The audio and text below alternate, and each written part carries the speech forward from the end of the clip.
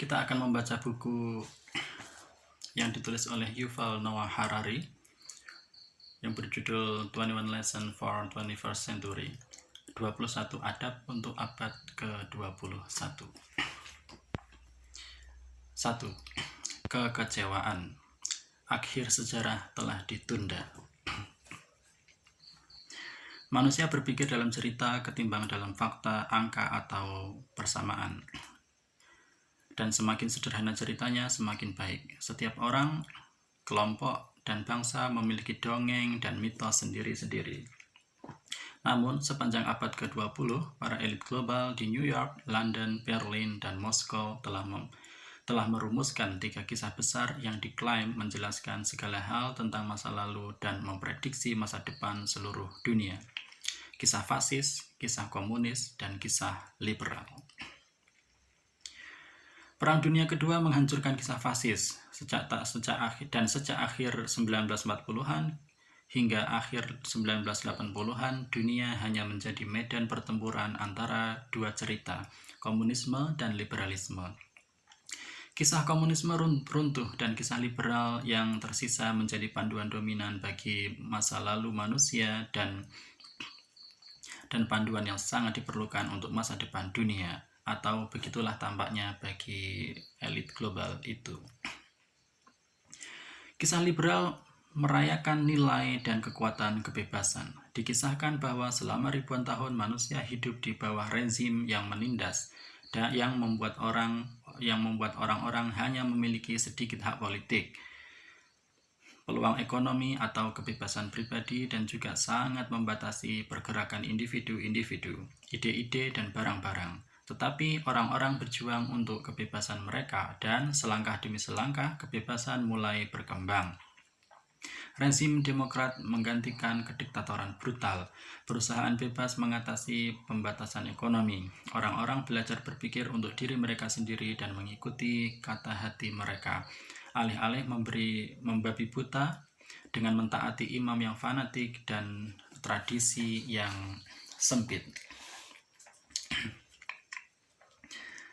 Jalan terbuka lebar, jembatan kokoh, dan bandara yang ramai menggantikan tembok, parit, dan pagar kawat berduri. Kisah liberal mengakui bahwa tidak semuanya baik-baik saja di dunia, dan masih banyak rintangan yang harus diatasi. Sebagian besar planet kita masih didominasi para tiran, dan bahkan di negara-negara yang paling liberal pun masih banyak warga yang menderita kemiskinan, kekerasan, dan penindasan. Tetapi paling tidak kita tahu apa yang perlu kita lakukan untuk mengatasi masalah ini, memberi orang lebih banyak kebebasan. Kita perlu melindungi hak asasi manusia, memberikan hak suara kepada semua orang, membangun pasar bebas, dan memberikan individu, ide, dan barang bergerak di seluruh, dan membiarkan individu, ide, dan barang bergerak di seluruh dunia semudah mungkin. Menurut panasya liberal ini yang juga diamini dan dalam sedikit variasi oleh George W. Bush dan Barack Obama, jika kita harus meliberalisasi dan mengglobalkan sistem politik dan ekonomi kita, maka kita akan menghasilkan perdamaian dan kemakmuran bagi semua. Negara-negara yang bergabung dalam barisan yang tak terhentikan ini akan diganjar dengan perdamaian dan kemakmuran yang lebih cepat. Negara-negara yang mencoba menolak situasi yang tidak terelakkan ini akan menderita akibatnya, sampai mereka juga menyadari dan mau membuka pembatasan mereka serta meliberalisasi masyarakat mereka, politik mereka, dan pasar mereka. Itu mungkin butuh waktu, tetapi kelak pada akhirnya bahkan Korea Utara, Irak, dan El Salvador akan terlihat seperti Denmark atau Laos. Pada 1990-an dan 2000-an, kisah ini menjadi sebuah mantra global. Banyak pemerintahan dari Brasil sampai India mengadopsi resep liberal dalam upaya untuk bergabung dengan perjalanan sejarah yang tidak bisa ditawar-tawar ini. Mereka yang gagal melakukannya akan terlihat seperti fosil dari zaman kuno. Pada tahun 1997, Presiden Amerika Serikat Bill Bill Clinton dengan penuh percaya diri melayangkan kritik tajam kepada pemerintah Tiongkok bahwa penolakan Tiongkok untuk meliberalisasi politiknya membuatnya berada di sisi yang salah dari sejarah. Namun sejak krisis keuangan pada tahun 2008, orang-orang di seluruh dunia telah menjadi semakin kecewa dengan kisah liberal, tembok dan pembatas akses informasi kembali menjadi mode. Penolakan terhadap imigrasi dan perjanjian perdagangan semakin meningkat. Pemerintah yang hanya berpura-pura demokratis melemahkan independensi sistem peradilan, membatasi kebebasan pers, dan menggambarkan setiap bentuk oposisi sebagai pengkhianatan. Para penguasa di negara-negara seperti Turki dan Rusia bereksperimen dengan jenis-jenis demokrasi tak liberal dan kediktatoran murni. Hari ini hanya segelintir orang yang dengan yakin menyatakan bahwa Partai Komunis Tiongkok berada di sisi yang salah dalam sejarah. Tahun 2016 ditandai dengan pemungutan suara Brexit di Inggris dan kemunculan Donald Trump di Amerika Serikat mengisyaratkan momen di mana gelombang pasang kekecewaan ini telah mencapai negara-negara liberal inti Eropa Barat dan Amerika Utara. Padahal beberapa tahun yang lalu orang Amerika dan Eropa masih mencoba meliberalisasi Irak dan Libya dengan meletakkan mereka di bawah moncong senjata. Kini banyak orang di Kentucky dan Yorkshire telah melihat visi liberal sebagai sesuatu yang tidak diinginkan atau tidak bisa dicapai. Beberapa orang menemukan minat pada dunia hierarkis lama dan mereka tidak mau melepaskan perasaan istimewa atas keunggulan rasial, nasional atau gender mereka. Yang lainnya telah menyimpulkan benar atau salah bahwa liberalisasi dan globalisasi adalah upaya penipuan besar yang memberi kekuasaan pada segelintir elit dengan mengorbankan massa. Pada tahun 1938, manusia ditawari 3 cerita global untuk dipilih. Pada tahun 1968 hanya 2, dan pada tahun 1998 sebuah cerita tunggal tampaknya berlaku. Di tahun 2018 kita menuju titik nol. Tidak heran bahwa para elit liberal yang mendominasi sebagian besar dunia dalam beberapa dekade terakhir telah memasuki keadaan shock dan disorientasi. Memiliki satu-satunya cerita adalah situasi yang paling menenteramkan dari semuanya. Segalanya jelas dengan sempurna, tiba-tiba dibiarkan tanpa cerita apapun merupakan situasi yang menakutkan. Tidak ada yang masuk akal. Hampir semua elit Soviet pada 1980-an, kaum liberal tidak mengerti bagaimana sejarah menyimpang dari jalur yang ditentukan sebelumnya, dan mereka tidak memiliki prisma alternatif untuk menafsirkan realitas. Disorientasi menyebabkan mereka berpikir dalam istilah-istilah apokaliptik, seolah-olah kegagalan sejarah untuk mencapai akhir bahagia yang dibayangkan hanya dapat berarti bahwa ia meleset menuju Armageddon. Ketidakmampuan melakukan pemeriksaan realitas membuat pikiran melekat pada skenario bencana, seperti orang yang membayangkan bahwa sakit kepala yang buruk menandakan tumor otak terminal. Banyak kaum liberal takut bahwa Brexit dan kebangkitan Donald Trump menandakan akhir dari peradaban manusia. Dari membunuh nyamuk hingga membunuh pikiran. Rasa disorientasi dan akan datangnya malapetaka diperburuk oleh kecepatan disrupsi teknologi yang semakin cepat. Sistem politik liberal telah dibentuk selama era industri untuk mengelola dunia mesin uap, kilang minyak, dan televisi. Sulit baginya untuk menghadapi revolusi yang sedang berlangsung dalam teknologi informasi dan bioteknologi. Baik politik maupun pemilih nyaris tidak bisa memahami teknologi baru ini, apalagi mengatur potensi ledakan mereka. Sejak 1990-an, internet telah mengubah dunia mungkin lebih banyak dibandingkan faktor lainnya. Namun, revolusi internet lebih banyak diarahkan oleh para insinyur ketimbang oleh partai-partai politik. Apakah Anda pernah memberi hak suara terkait internet? Sistem demokrasi masih berjuang untuk memahami apa yang sedang menghantamnya dan hampir tidak memiliki perlengkapan untuk menghadapi goncangan berikutnya seperti kemunculan AI dan revolusi blockchain. Sekarang ini komputer telah membuat sistem keuangan begitu rumit sehingga hanya sedikit manusia yang dapat memahaminya. Ketika AI mungkin berkembang, kita mungkin akan segera mencapai titik ketika tidak ada lagi manusia yang dapat memahami keuangan. Apa yang akan dilakukan pada proses politik? Dapatkah Anda membayangkan sebuah pemerintahan yang dengan rendah hati menunggu suatu algoritma untuk menyetujui anggaran atau reformasi pajaknya yang baru? Sementara itu, jaringan blockchain yang tanpa server pusat, peer-to-peer, dan cryptocurrency seperti Bitcoin mungkin benar-benar mengubah sistem moneter sehingga reformasi pajak radikal tidak akan terhindarkan.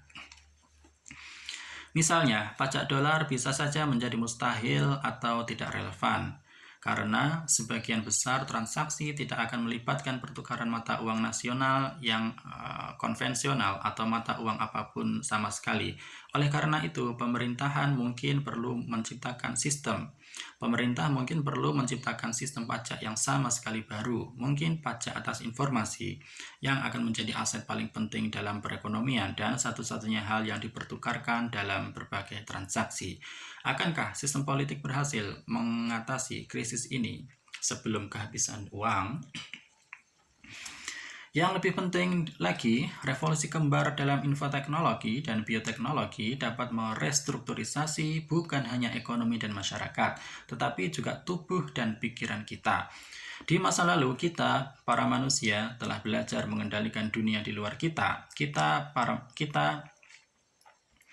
Para manusia telah belajar mengendalikan dunia di luar kita, tetapi kita memiliki sangat sedikit kendali atas dunia di dalam kita.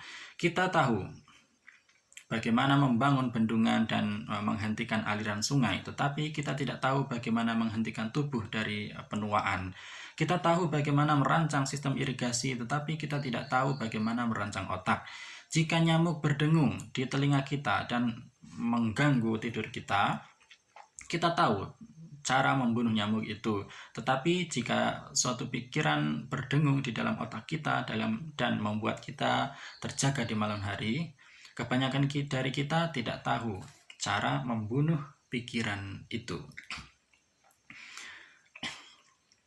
Revolusi dalam biotek dan infotek akan memberi kita kendali atas dunia di dalam kita dan akan memungkinkan kita untuk merekayasa dan memproduksi kehidupan. Kita akan belajar bagaimana merancang otak, memperpanjang kehidupan, dan membunuh pikiran berdasarkan kebijaksanaan kita. Kita tidak ada yang tahu apa konsekuensinya.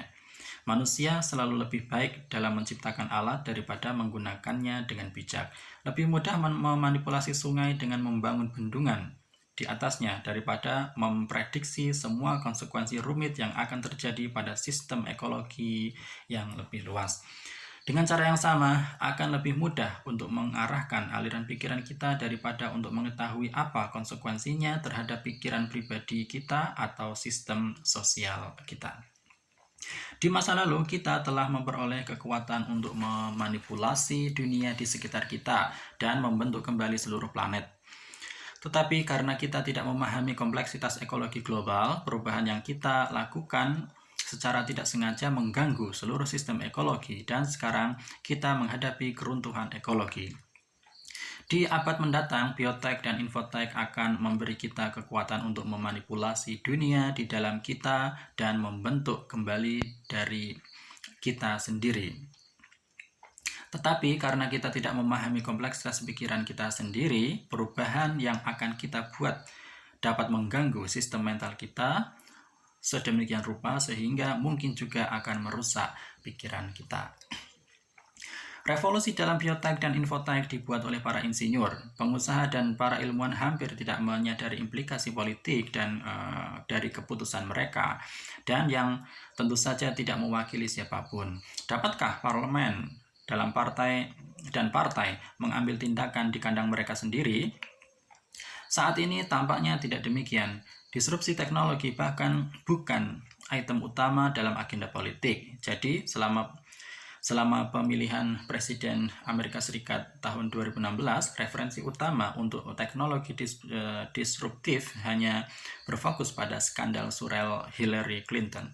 Dan meskipun semua pembicaraan terkait dengan isu hilangnya pekerjaan, tapi tidak ada kandidat yang membahas dampak potensial dari otomatisasi.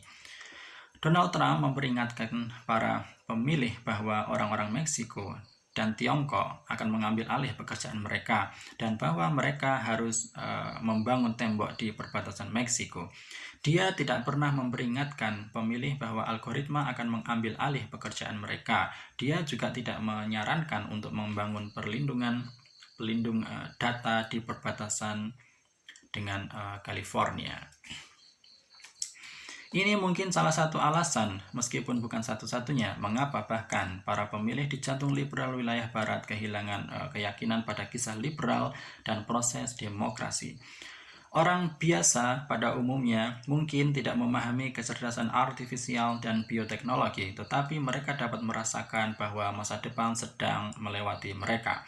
Pada tahun 1938, kondisi seorang biasa di Uni Soviet, Jerman, atau Amerika Serikat mungkin suram. Tetapi dia terus-menerus diberitahu bahwa dia adalah hal paling penting di dunia dan bahkan dia adalah masa depan. Asalkan tentu saja bahwa dia adalah orang biasa yang bukan orang Yahudi atau orang Afrika. Dia melihat poster propaganda yang biasanya menggambarkan penambang batu bara, pekerja baja, dan ibu rumah tangga dalam pose heroik. Dan melihat dirinya di sana. Saya ada di poster itu. Saya adalah pahlawan masa depan. Pada tahun 2018, orang bisa merasa semakin tidak relevan. Orang biasa merasa semakin tidak relevan. Banyak sekali kata-kata misterius yang digembor-gemborkan dengan penuh semangat dalam TAD Talk, think tank pemerintah dan konferensi high-tech, seperti globalisasi, blockchain, rekayasa genetika, kecerdasan artifisial, pembelajaran mesin, dan orang biasa mungkin mencurigai bahwa tidak ada dari kata-kata ini yang berbicara tentang mereka. Kisah liberal adalah kisah orang biasa, bagaimana mereka bisa tetap relevan dengan dunia cyborg dan algoritma jaringan. Pada abad ke-20, masa memberontak melawan eksploitasi dan berusaha menerjemahkan peran vital mereka dalam ekonomi ke dalam kekuasaan politik. Sekarang massa takut pada irrelevansi dan mereka panik untuk menggunakan kekuatan politik mereka yang tersisa sebelum terlambat. Brexit dan kemunculan Trump dapat menunjukkan arah yang relevan, yang berlawanan dengan revolusi sosialis tradisional. Revolusi Rusia, Tiongkok, dan Kuba dibuat oleh orang-orang yang vital bagi ekonomi, tetapi yang tidak memiliki kekuatan politik. Pada tahun 2016, Trump dan Brexit didukung oleh banyak orang yang masih menikmati kekuasaan politik, tetapi takut bahwa mereka akan kehilangan nilai ekonomi mereka. Hal ini memungkinkan bahwa pemberontakan populis pada abad ke-21 akan dipentaskan bukan melawan elit ekonomi yang mengeksploitasi orang, tetapi melawan elit ekonomi yang tidak lagi membutuhkan orang. Ini mungkin merupakan pertarungan yang sia-sia, jauh lebih sulit untuk melawan irrelevansi daripada melawan eksploitasi. Mukjizat liberal. Ini bukan pertama kalinya kisah liberal menghadapi krisis kepercayaan. Sejak kisah ini mendapatkan pengaruh global, pada paruh kedua abad ke-19, ia telah mengalami krisis periodik. Era globalisasi dan liberalisasi pertama berakhir dalam pertumpahan darah Perang Dunia Pertama ketika politik kekuasaan imperial mempersingkat kemajuan global. Pada hari-hari setelah pembunuhan Archduke Franz Ferdinand di Sarajevo, ternyata banyak kekuatan-kekuatan besar yang percaya pada imperialisme jauh lebih banyak ketimbang yang percaya pada liberalisme. Dan alih-alih menyatukan dunia melalui perdagangan bebas yang damai, Mereka berfokus untuk menaklukkan bagian dunia yang lebih besar dengan kekuatan brutal. Namun liberalisme selamat dari momen Franz Ferdinand ini dan bangkit dari pusaran dengan kekuatan yang lebih besar dari sebelumnya.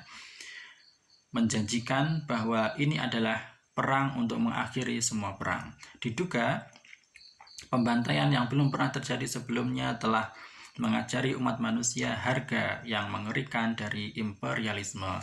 Dan sekarang umat manusia akhirnya siap untuk menciptakan tatanan dunia baru berdasarkan prinsip-prinsip kebebasan dan perdamaian.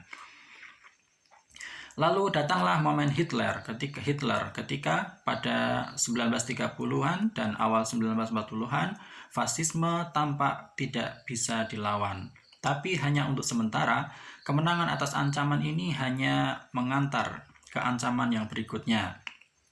Selama momen Che Guevara antara 1950 dan 1970, antara 1950-an dan 1970-an sekali lagi tampak bahwa liberalisme berada di pijakan terakhirnya dan bahwa masa depan adalah milik komunisme. Pada akhirnya komunisme runtuh, supermarket terbukti jauh lebih kuat daripada Gulag. Lebih penting lagi, cerita liberal terbukti jauh lebih lentur dan dinamis dibandingkan lawan-lawannya. Ia menang atas imperialisme, atas fasisme, dan atas komunisme dengan mengadopsi beberapa ide dan praktek terbaik mereka. Secara khusus, kisah liberal belajar dari komunisme untuk memperluas lingkaran empati dan untuk menghargai kesetaraan di samping kebebasan. Pada mulanya, kisah liberal memusatkan perhatian utamanya pada kebebasan dan keistimewaan orang-orang Eropa kelas menengah dan tampak buta terhadap nasib orang-orang kelas pekerja, perempuan, minoritas, dan non-barat. Ketika pada tahun 1918 Britania dan Prancis yang menang berbicara dengan penuh semangat tentang kebebasan, mereka tidak memikirkan subjek-subjek dari kerajaan mereka di seluruh dunia. Misalnya, tuntutan India untuk menentukan nasib sendiri dijawab dengan pembantaian Amritsar tahun 1919, di mana tentara Inggris membunuh ratusan demonstran yang tidak bersenjata. Bahkan setelah Perang Dunia Kedua, kaum liberal masih kesulitan menerapkan nilai-nilai universal mereka kepada orang-orang non-barat. Jadi ketika Belanda muncul pada tahun 1945 dari 5 tahun pendudukan Nazi yang brutal, hal pertama yang mereka lakukan adalah mengumpulkan pasukan dan mengirimnya ke belahan dunia seberang untuk menduduki kembali berkas koloni mereka di Indonesia. Sedangkan pada tahun 1940, Belanda menyerahkan kemerdekaan mereka sendiri setelah lebih dari 4 hari berperang. Mereka berjuang selama lebih dari 4 tahun yang panjang dan pahit untuk menekan kemerdekaan Indonesia. Tidak mengherankan bahwa banyak gerakan pembatasan nasional di seluruh dunia menempatkan harapan mereka pada komunis Moskow dan Beijing ketimbang pada sang juara kebebasan memproklamirkan diri yang ada di barat. Namun, secara bertahap kisah liberal memperluas cakrawala dan paling tidak dalam teori datang untuk menghargai kebebasan dan hak-hak semua manusia tanpa kecuali. Ketika lingkaran kebebasan meluas, kisah liberal juga datang untuk mengakui pentingnya program kesejahteraan bergaya komunis. Kebebasan tidak banyak bernilai kecuali jika digabungkan dengan semacam jaring pengaman sosial. Negara-negara kesejahteraan sosial demokratis menggabungkan demokrasi dan hak asasi manusia bersama dengan pendidikan dan kesehatan yang disponsori oleh negara. Bahkan Amerika Serikat yang ultrakapitalis telah menyadari bahwa perlindungan kebebasan membutuhkan setidaknya beberapa layanan kesejahteraan pemerintah. Anak-anak yang kelaparan tidak memiliki kebebasan. Pada awal 1990-an, para pemikir dan politisi sama-sama menyuarakan akhir sejarah dengan yakin menyatakan bahwa semua persoalan politik dan ekonomi yang besar dari masa lalu telah diselesaikan dan bahwa paket liberal yang terjadi dari demokrasi yang terdiri dari demokrasi, hak asasi manusia, pasar bebas, dan layanan kesejahteraan pemerintah yang diperbarui tetap menjadi satu-satunya pilihan yang harus diterima. Paket ini tampaknya ditakdirkan untuk menyebar ke seluruh dunia, mengatasi semua rintangan, menghapus semua pembatasan nasional, dan mengubah umat manusia menjadi satu komunitas global yang bebas. Tetapi sejarah belum berakhir. Dan pengikut momen Franz Ferdinand, momen Hitler, dan momen Che Guevara, kita sekarang menemukan diri kita dalam momen Trump. Namun kali ini, kisah liberal tidak dihadapi oleh lawan ideologis yang koheren seperti imperialisme, fasisme, atau komunisme. Momen Trump jauh lebih nihilistik. Sementara semua gerakan besar abad ke-20 memiliki visi untuk seluruh spesies manusia, apakah itu dominasi global, revolusi, atau pembatasan? Donald Trump tidak menawarkan hal seperti itu. Justru sebaliknya. Pesan utamanya adalah bahwa bukan tugas Amerika untuk merumuskan dan mempromosikan visi global apapun. Demikian pula Brexiter, Inggris hampir tidak memiliki rencana untuk masa depan dari Disunited Kingdom, masa depan Eropa, dan jauh di luar cakrawala mereka. Kebanyakan orang yang memilih Trump dan Brexit tidak menolak paket liberal secara keseluruhan. Mereka kehilangan kepercayaan terutama di bagian globalisasi. Mereka masih percaya pada demokrasi, pasar bebas, hak asasi manusia, dan tanggung jawab sosial. Tetapi mereka pikir ide-ide bagus ini dapat berhenti di perbatasan. Memang, mereka percaya bahwa untuk mempertahankan kebebasan dan kemakmuran di Yorkshire dan Kentucky, yang terbaik adalah membangun tembok di perbatasan dan mengadopsi kebijakan tak liberal terhadap orang asing. Munculnya negara adik kuasa Tiongkok menyajikan citra bayangan yang terbalik. Orang Cina berhati-hati dalam meliberalisasi politik domestiknya, tetapi mereka mengadopsi pendekatan yang jauh lebih liberal ke seluruh dunia. Bahkan ketika datang untuk melakukan perdagangan bebas dan kerjasama internasional, Xi Jinping terlihat seperti penerus nyata Obama. Setelah menempatkan Marxisme, Leninisme di bagian belakang kompor, baca posisi yang relatif kurang penting atau ditangguhkan sementara, Tiongkok tampaknya agak senang dengan tatanan internasional liberal. Rusia yang kembali bangkit memandang dirinya sebagai saingan liberal global yang jauh lebih kuat, tetapi meskipun ia telah membentuk kembali kekuatan militernya, ia secara ideologis bangkrut. Vladimir Putin jelas populer di Rusia dan di antara berbagai gerakan sayap kanan di seluruh dunia, namun ia tidak memiliki pandangan dunia global yang memungkinkan menarik orang-orang Spanyol yang menganggur, orang-orang Brasil yang tidak puas, atau para mahasiswa idealis yang suka melamun di Cambridge. Rusia memang menawarkan model alternatif untuk demokrasi liberal, tetapi model ini bukanlah ideologi politik yang koheren.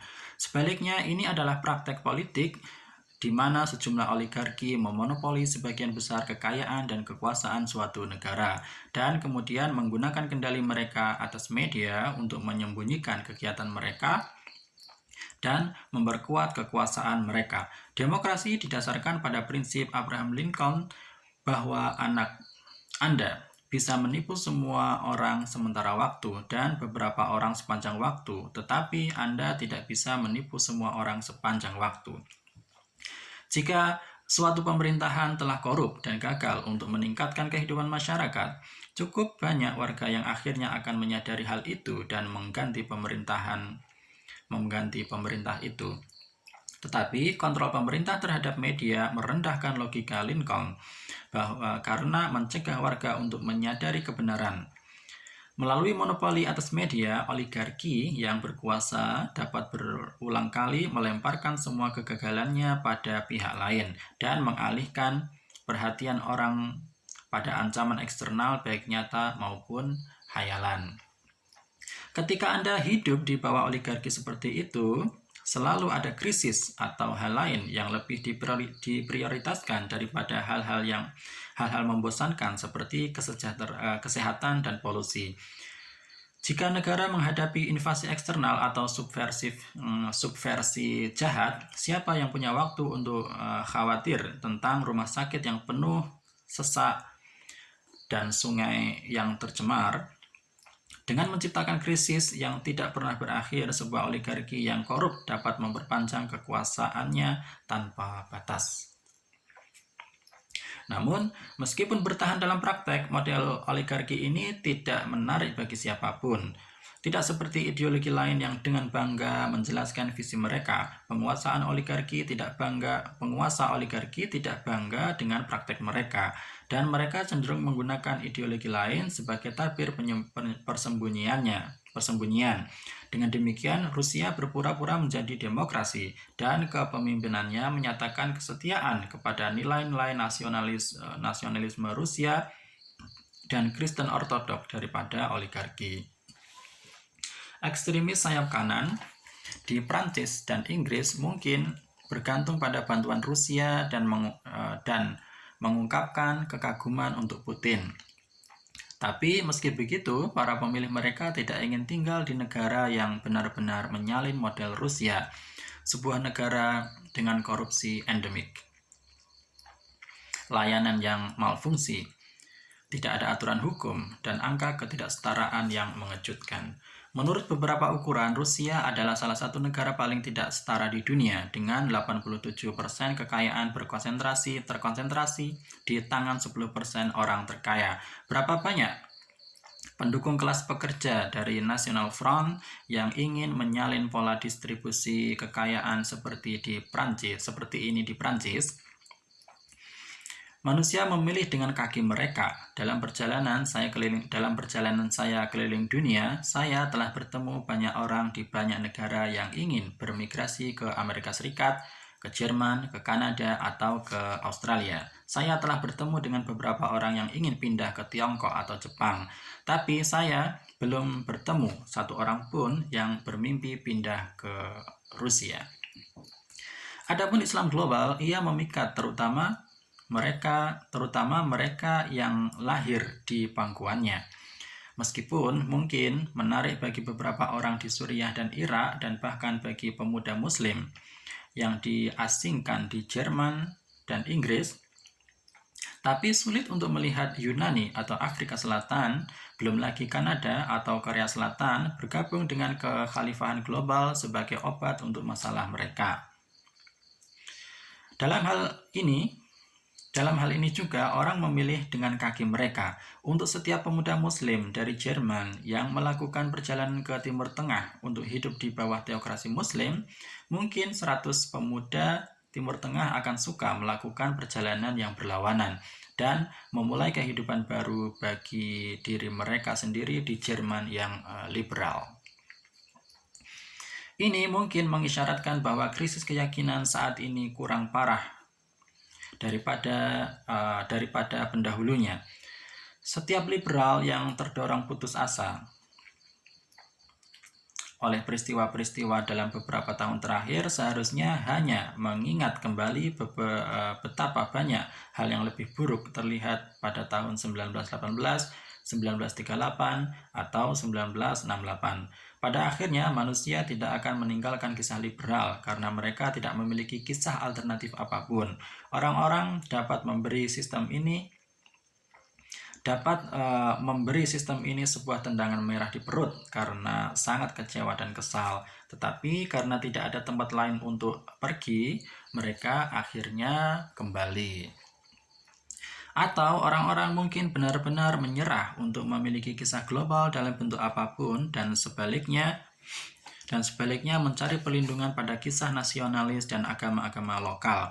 Pada abad ke-20, gerakan nasionalis adalah pemain politik yang sangat penting, tetapi mereka tidak memiliki visi yang koheren untuk masa depan dunia selain mendukung pembagian dunia menjadi negara-negara bangsa yang merdeka. Jadi, kaum nasionalis Indonesia berjuang melawan dominasi Belanda, dan Nasionalis Vietnam menginginkan Vietnam yang merdeka, tetapi tidak ada cerita tentang Indonesia atau Vietnam untuk kemanusiaan secara keseluruhan. Ketika tiba saatnya untuk menjelaskan bagaimana Indonesia, Vietnam, dan semua negara yang merdeka lainnya harus berhubungan satu sama lain, dan bagaimana manusia harus menghadapi masalah global seperti ancaman perang nuklir, para kaum nasionalis selalu berubah menjadi liberal atau komunis. Tetapi, jika liberalisme dan komunisme sekarang terdiskreditkan, kemungkinan manusia harus meninggalkan gagasan tentang cerita global tunggal. Lagi pula, bukankah semua cerita global ini, bahkan komunisme, merupakan produk dari imperialisme barat? Mengapa penduduk desa Vietnam menaruh keyakinan mereka pada gagasan seorang Jerman dari Trier dan seorang industrialis Manchester?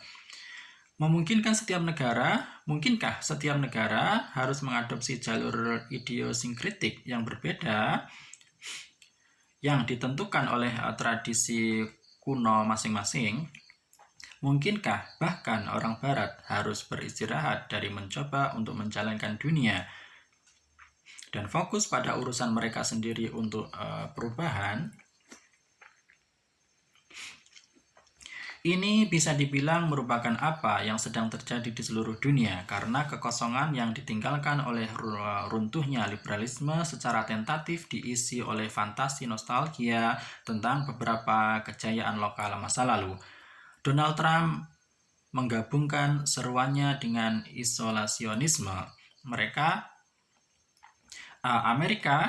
dengan janji Donald Trump menggabungkan seruannya dengan isolasionisme Amerika dengan janji untuk Make America Great Again, seolah Amerika Serikat pada tahun 1980-an atau 1950-an adalah masyarakat yang sempurna yang seharusnya ditiru oleh orang Amerika pada abad ke-21.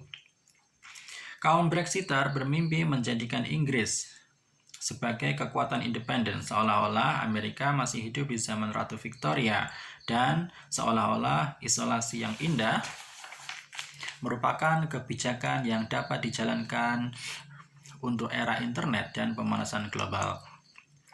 Para elit Tiongkok telah menemukan variasi kekaisaran, telah menemukan warisan kekaisaran dan Konfusian asli mereka sebagai suplemen atau bahkan menggantikan ideologi Marxis yang mereka impor dari barat. Di Rusia, visi resmi Putin bukanlah membangun oligarki yang korup, melainkan membangkitkan kembali kekaisaran tsar yang usang. 1 abad setelah revolusi Bolshevik, Putin menjanjikan kembalinya kejayaan Tsaris kuno melalui pemerintahan otokratis yang didukung oleh nasionalisme Rusia dan kesalehan ortodoks yang menyebarkan kekuatan dari Baltik ke Kaukasus.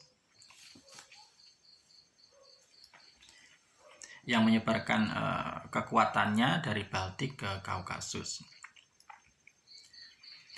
Mimpi nostalgia serupa yang menggabungkan keterikatan nasionalis dengan tradisi agama mendukung rezim di India, Polandia, Turki, dan banyak negara lain. Tidak ada tempat di mana fantasi-fantasi ini lebih ekstrim selain di Timur Tengah, di mana para Islamis ingin menyalin sistem yang didirikan oleh Nabi Muhammad di kota Madinah 1400 tahun yang lalu.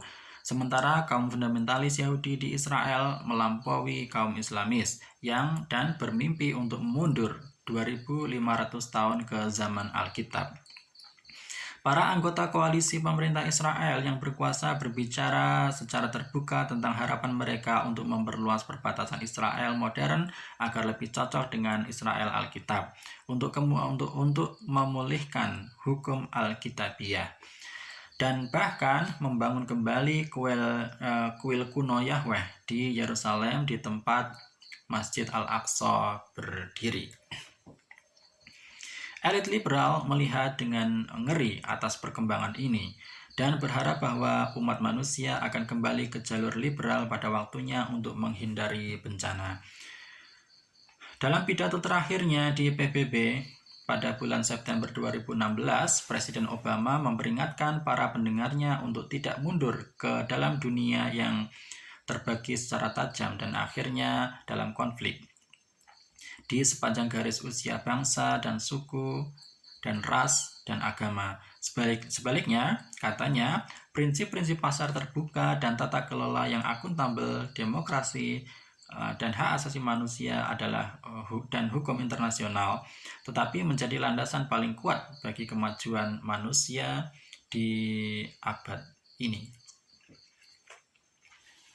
Tetap menjadi landasan paling kuat bagi kemajuan manusia di abad ini. Obama telah benar menunjukkan bahwa meskipun banyak kekurangan dari paket liberal, itu memiliki catatan yang jauh lebih baik daripada alternatifnya. Kebanyakan manusia tidak pernah menikmati kedamaian atau kemakmuran yang lebih besar daripada yang mereka lakukan di bawah perlindungan Orde Liberal pada awal abad ke-21. Untuk pertama kalinya dalam sejarah, penyakit menular membunuh lebih sedikit orang daripada usia tua.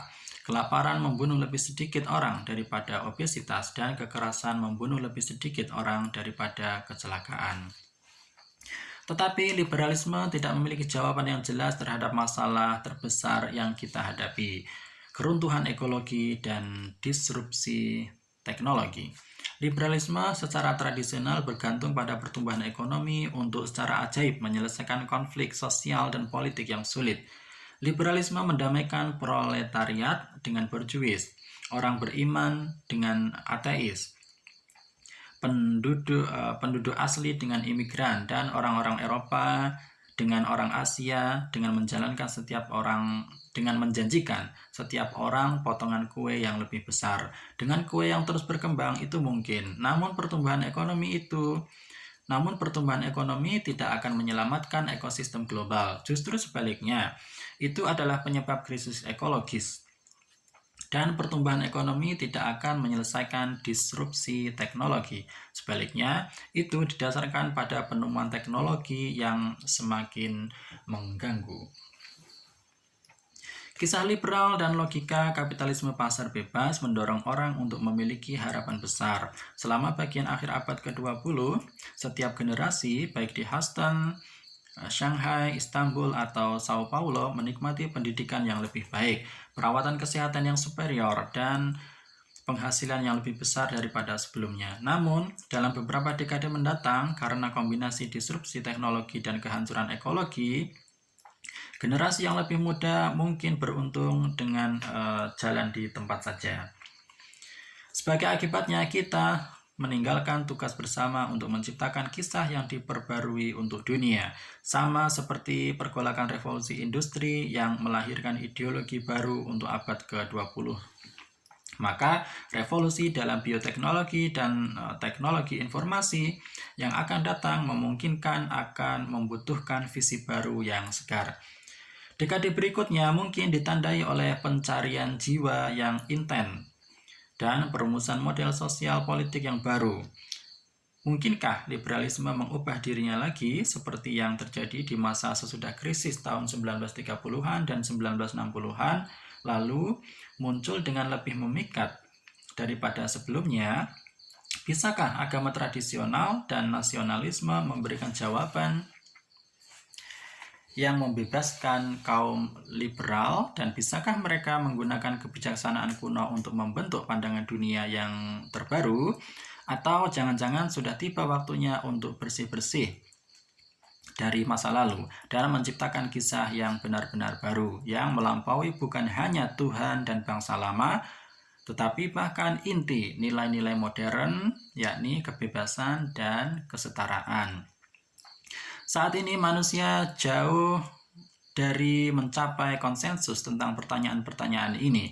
Kita masih berada dalam momen nihilistik dan dari kekecewaan dan kemarahan, yakni momen setelah orang-orang kehilangan kepercayaan pada cita-cita lama tetapi sebelum mereka memeluk cerita yakni momen setelah orang-orang kehilangan kepercayaan pada cerita-cerita lama tetapi sebelum mereka memeluk cerita yang baru. Jadi apa selanjutnya?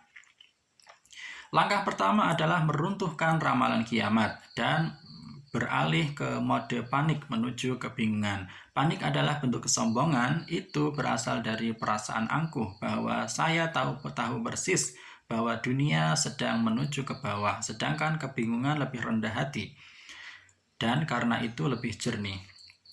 Jika Anda merasa seperti sedang berlari di jalan sambil berteriak, kiamat sedang menimpa kita, maka cobalah katakan pada diri Anda, tidak, bukan itu. Yang benar adalah saya hanya tidak mengerti apa yang sedang terjadi di dunia. Bab berikutnya akan mencoba untuk mengklarifikasi beberapa kemungkinan baru yang membingungkan yang sedang kita hadapi dan bagaimana kita dapat melanjutkan dari sini.